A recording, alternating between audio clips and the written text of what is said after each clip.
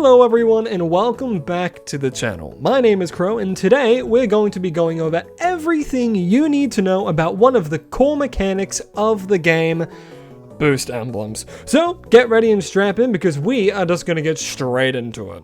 So, Boost Emblems. What are they? What do they represent? But most importantly, what are they? Boost Emblems are these cool little medallions with fun illustrations, depicting every Pokemon from both Kanto and Johto as well as a few select others. Now, outside of being a fun little collectible that you must gamble in order to obtain by using the stupid energy reward system, Boost Emblems allow players to further customize your Pokemon stats to what you want them to be. For each Boost Emblem loadout, you can have up to 10 Boost Emblems equipped at once. That's a whole lot of potential sitting right there, but before we go any further, you need to know that every single Boost Emblem has a trade-off. For example, this Bronze Typhlosion here increases the user's special attack by 1.8, but decreases their special defense by 3. Now, at this point you're probably wondering what these different colored symbols mean, and I would say that is a brilliant question. These colors are the most essential part of these Boost Emblems, the lifeblood even. You see, each of these colors are related to different specific buff. Here's an example. If 6 of my selected Boost Emblems had the green symbol, I would then gain an additional 4% increase to my Pokemon's special attack. For more insight, running 6 green emblems alone acts just as good as running the Wise Glasses held item below level 10. So Boost Emblems are just as important as your held items, so do not neglect them. But we will go more into the different effects and usefulnesses of these color buffs later. For now, let's just focus on the emblems' stats themselves. Now, earlier we used a Bronze Typhlosion as an example. Bronze is the lowest tier of Boost Emblems that you can possibly get, then scaling to Silver, then to Gold. Now there are some Platinum Boost Emblems floating around as well, but they are the exact same as the Gold versions. But why do I bring up the rarity, you ask? Well, the rarities are actually very important. Now, looking over again, we have Bronze, Silver, and then Gold/Platinum, and each of these rarities signify how drastically it alters your Pokemon's stats. To compare, let's bring back our Bronze Typhlosion. Already, we know at this rarity it increases our special attack by 1.8 and decreases our special defense by 3. But at the Silver rarity, it increases our special attack by 2.4 and decreases our special defense by 4. Then finally, at the Gold rarity, it increases our special attack by 3 and decreases our special defense by 5. Now, as you can see, the higher the rarity is, the more significant the stat changes become, both positively and negatively. So with that in mind, when selecting what Boost Emblems you want to use, don't just look at the positive stat. Keep in mind what stat is going to be taking the hit as well, and try and work around these negative stats. A good way to do this is to find Boost Emblems that increase your preferred stat and then decrease an unnecessary stat. For example, instead of using Typhlosion to increase my Pokemon's special attack, I would instead use Venusaur, because as well as increasing my special attack by 3, it also decreases their physical attack by 2, which when running a special attack build, decreasing your physical attack isn't a hindrance at all, as your special attacker doesn't use its physical stat for anything useful, so only positives to doing this. In short, the higher the rarity, the more significant the stat changes become, with the positive effects becoming stronger and the negative effects becoming worse. Now that we've gone over and hopefully you understand the different stats each Boost Emblem can have, as well as the importance of their rarities, we can now talk about the lifeblood of these Boost Emblems, their colors. As I stated earlier, each of these colors is specific to different stats, ranging from increasing your special attack to decreasing the cooldown of your moves. So, to start, we will be going over every single one of these colors and explaining exactly what stat each of these colors influence. As always, we will go in alphabetical order, so first up, we have black. Black influences the cooldown of your Pokemon's moves which have cooldowns, such as Pyro Ball, Cinderace's Pyro Ball, or anything like that. They're skills. When you have 3 black emblems, it will increase your cooldown by 1%, with 5 it will decrease them by 2%, and then with 7 it will decrease them by 4%. Blue. Blue influences your Pokemon's physical defense. When you have 2 blue emblems, it will increase your physical defense by 2%, with 4 it will increase it by 4%, and with 6 it will increase it by 8%. Brown. Brown influences your Pokemon's physical attack. When you have 2 brown emblems, it will increase your physical attack by 1%, with 4 it will increase by 2%, and with 6 it will increase by 4%. Gray.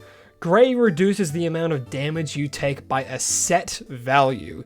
When you have 3 gray emblems, it will reduce incoming damage by 3, with 5 it will reduce incoming damage by 6, and with 7, which right now is impossible as there's only 5 gray emblems in the game, it would, theoretically, reduce incoming damage by 12.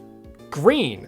Green increases your Pokemon's special attack. When you have 2 green emblems, it will increase your special attack by 1%, with 4 it will increase it by 2%, and with 6 it will increase it by 4%. Navy. Navy increases your Pokemon's Unite move's charge rate. In other words, it simply makes it so you get your Unite move back faster. When you have 3 Navy emblems, it will increase your Unite move charge rate by 1%. With 5, which is only possible if you have the Miraidon emblem when it first released, so sorry for those that missed out on that, it would increase the Unite charge rate by 2%, and then with 7, which also is just entirely impossible right now, because there are only 5 max Navy emblems in the game, it would hypothetically increase it by 4%. Pink. Pink reduces the duration in which you can be affected by CC moves, meaning you won't be stunned or thrown for as long as you normally would be.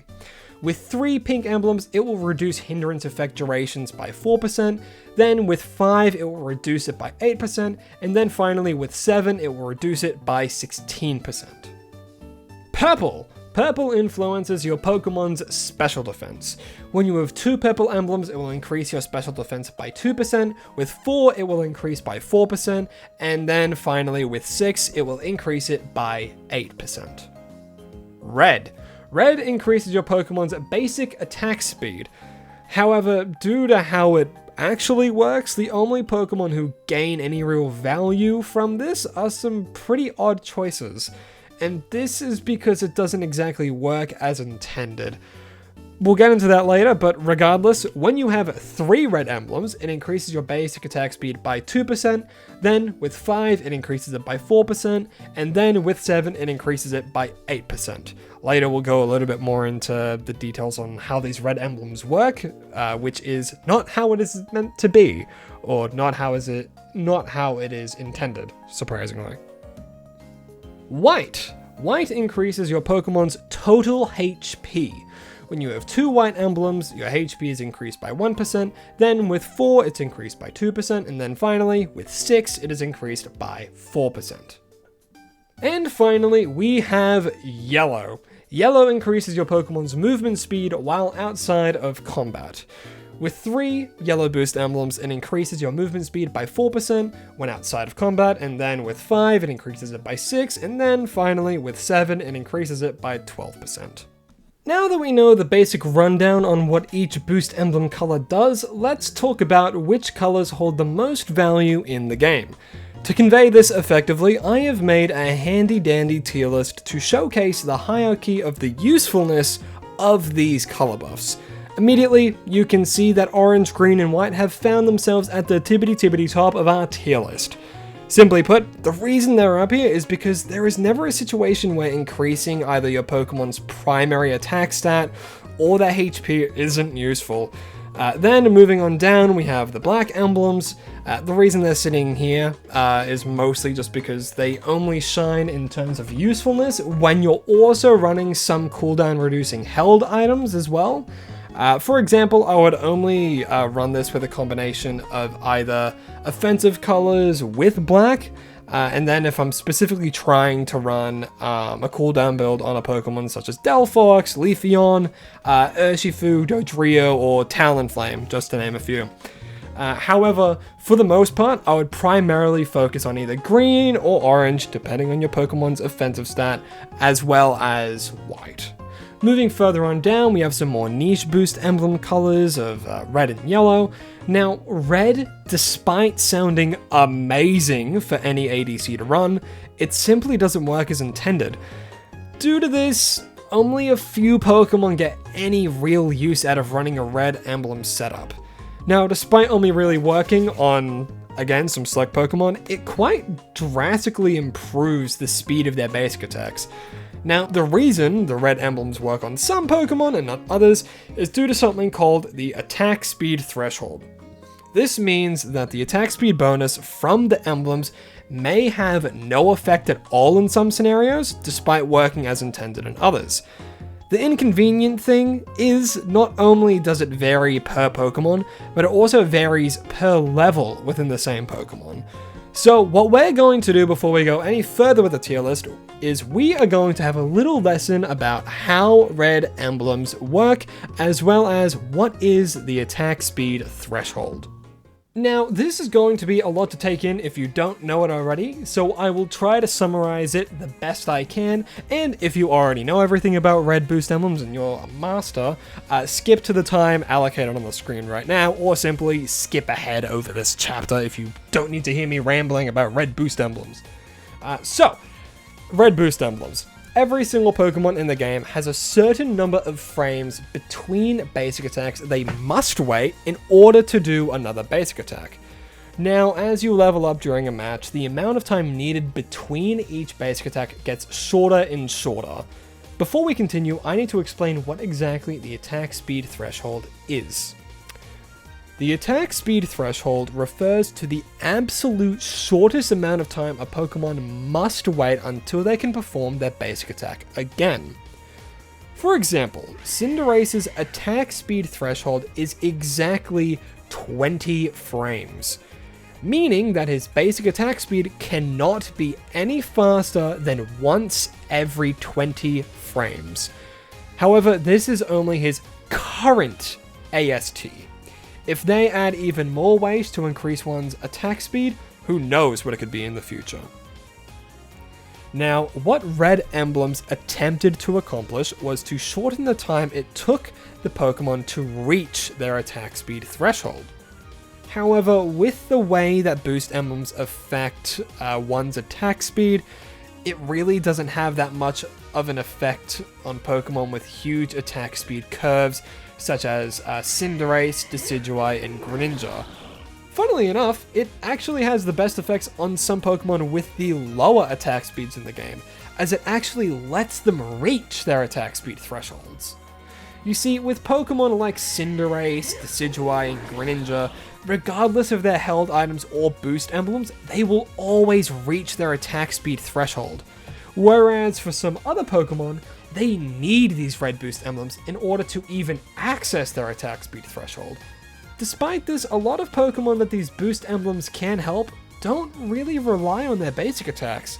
So what I'm going to do is show you every single Pokemon that can actually benefit from using these red emblems. Right now, about each of the Pokemon who can make use of these emblems to a viable standard should be slowly gliding across the screen. Now, if there are any Pokemon you genuinely think work well using the red boost emblems and they aren't on screen right now, let me know in the comments below, but do be civil about it, we're not animals here. And with that little explanation of red emblems out of the way, we can bring back the tier list and talk about those in our crud and don't tiers. Now, in our crud tier, we have both blue and purple. Now, the reason for this is due to the far superior option of simply running the white emblems to increase your overall HP. Now, hypothetically, you could run a full defensive emblem set using white, purple, and blue, but if you're wanting more defensive bulk, it would be more beneficial to focus on tanky items while keeping the boost emblems to increase your offensive stats and your HP. Then, at the pitiful bottom of the barrel here, we have the don't tier. And now there are a few reasons as to why these select colors are down here. Looking at the first two colors, navy and gray, the reason they're down here right now is because it is impossible to reap the full benefits of these colors, as there's simply not enough of these colored emblems in the game. In addition to that, gray doesn't really provide that much of a significant benefit outside of reducing select tick damage. Then with navy, it's simply a really large investment in emblems when you could just run offensive and bulk emblems while running a held item like Energy Amp, which at level 30 already increases your Unite charge rate by 6%. Then we have pink, something that seems good in theory, but really falls short when it comes to performance. Then we have the biggest glaring issue with each of these colors, and it's the fact that if you were to run any of them, you really wouldn't have much room for anything else, purely due to the lack in dual colors. Anyway, those are my thoughts on each of the individual emblem color buffs. Do you agree or disagree? Be sure to let me know in the comments below as we move on to our little last segment. Now, what we're going to do to end off the video is to give you all 8 consistent emblem builds which complement all different kinds of Pokemon and their playstyles. The first 3 being amazing for any Pokemon that fits the description, with the other 5 being a little more specific. So, without further ado, let's get into it. First up, we got an emblem build that works brilliantly on any physical attacker, getting 6 brown and 6 white with a solid focus in both increasing their physical attack and their HP, while attempting to lower less useful stats such as their special attack.